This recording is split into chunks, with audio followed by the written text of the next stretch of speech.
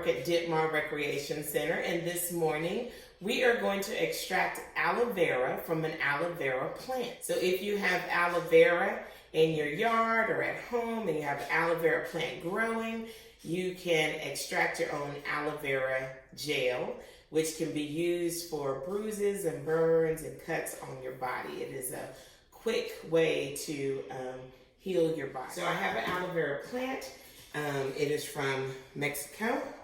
And this one here is set out for a while, so that's why I said I need to go ahead and extract it. And if you could feel it, unfortunately you can't. It's really smushy on the parts that are not dried out. So those are the parts we're going to use. You need the aloe vera plant. You need a container to put the aloe vera in. You need a couple of knives. You need a blender, and then you need the container you're going to put the final juice in. So this is the aloe vera plant. So what we're going to do, we're going to cut off the bad ends first.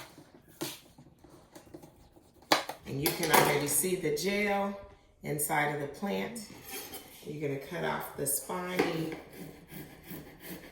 prickly sides.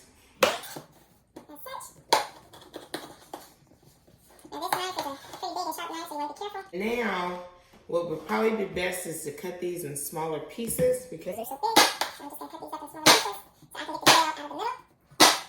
So you can take a smaller knife and you can remove the skin on both sides as such.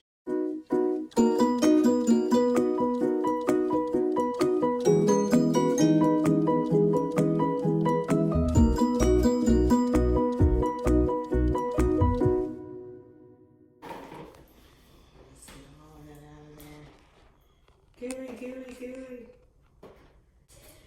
Let's do the final breakdown. Here we go. We're juicing. Yeah. All right, so we're going to cut on our handy dandy little blender here. Here we go.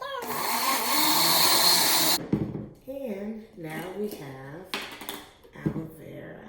And you can actually freeze this. It doesn't last very long in the refrigerator, but you can freeze it and keep it. And after a while, the bubbles will settle and you will just have the aloe vera itself. You just have to give it time to settle. But that is how you extract aloe vera juice from the aloe vera plant.